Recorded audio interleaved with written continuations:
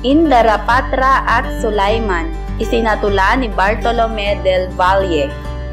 Nang unang panahon, ayon sa alamat ng Pulong Mindanao, ay wala ni kahit munting kapatagan. Pawang kabundukan ang tinatahanan ng maraming taong dooy namumuhay. Maligaya sila sapagkat sagana sa likas na yaman. Subalit ang lagim ay biglang dumating sa kanilang bundok na dati payapa. 4 na halimaw ang dooy nanalot. Unay si Kurita na maraming paa at ganid na hayop, sapagkat sa pagkain kahit 5 tao'y kanyang nauubos. Ang bundok matutum ay tinirahan naman ng isang halimaw na may mukhang tao na nakakatakot kung ito'y mamasdan. Ang sino mang tao na kanyang mahuli agad nilalapang at ang laman nito'y kanyang kinakain na walang anuman. Ang ikatlo'y sipa na ibong malaki.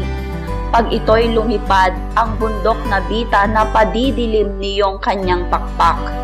Ang lahat ng tao'y sa kuweba tumahan upang makaligtas, sa salot na itong may matang malinaw at kukong matalas.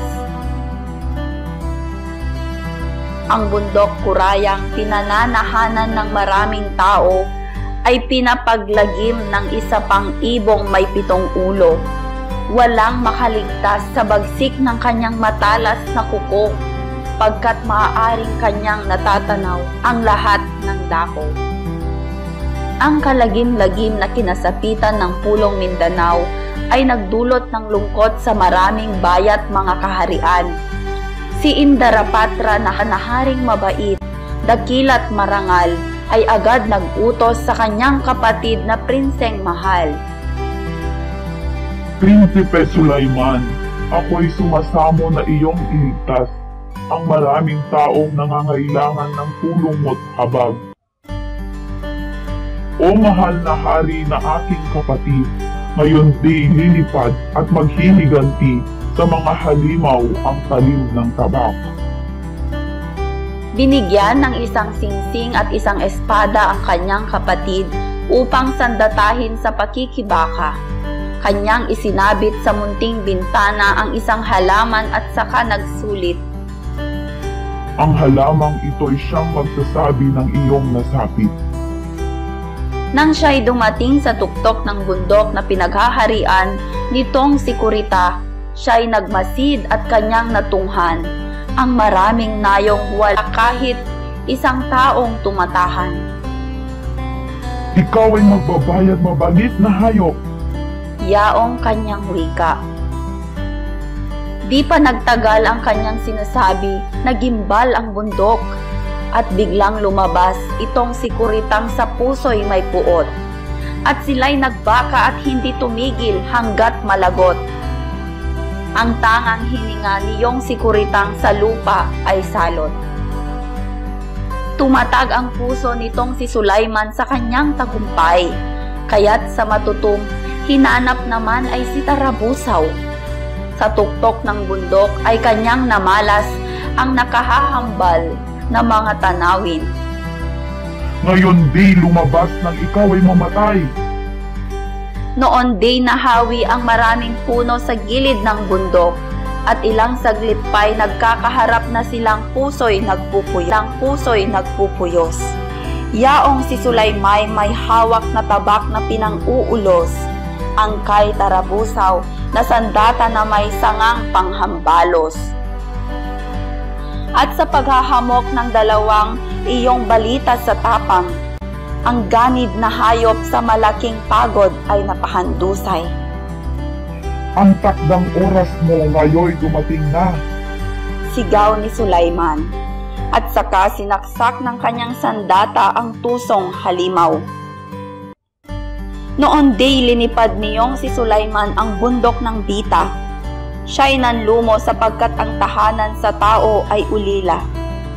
Ilang sandali pa ay biglang nagdilim gayong maaga pa at kanyang natantong ang kalabang ibon ay dumating na.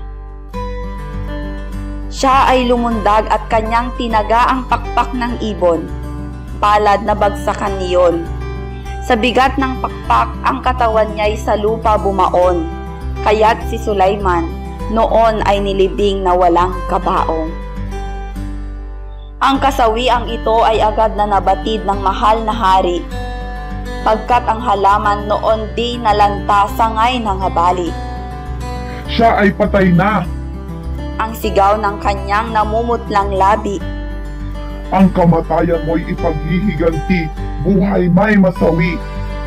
Nang siya'y dumating sa bundok ng Bita, ay kanyang kinuha ang pakpak ng ibon.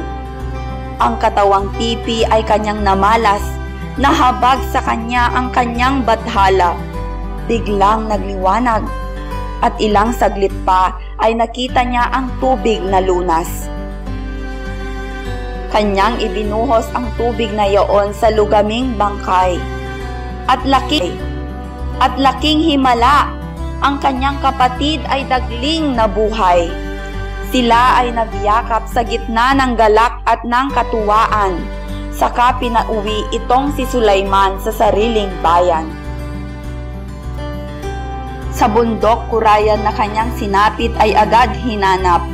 Ang ibong sa tao'y nagbibigay lagim at nagpapahirap. Dumating ang ibong kay laki ng ulo at ang kukong matalas. Subalit ang kalis ni Indarapatray nagwagi sa wakas. Sa kanyang tagumpay, may isang diwatang bumating magalang. Salamat sa iyo, butihing bayani na ubod ng tapang. Kaming mga labi ng ibong gahaman ngayoy mabubuhay. At kanyang namalas ang maraming taong nooy nagdiriwang. Nabihag ang puso ng mahari sa ganda ng mutya. Kaya't sa naroon ay kanyang hiniling na lakip ang sumpa na sila'y ikasal. Noon day binuklod ng isang adhika ang kanilang puso. Mabuhay ang hari! Ang sigaw ng madla. Ang tubig ng dagat ay tila hinigop sa kailaliman at muling lumitaw ang lawak ng lupang pawang kapatagan. Si Indarapatray hindi na bumalik sa sariling bayan at dito naghari sa mayamang lupa ng Pulong, Mindanao. Katapusan, Indarapatra at Sulaiman.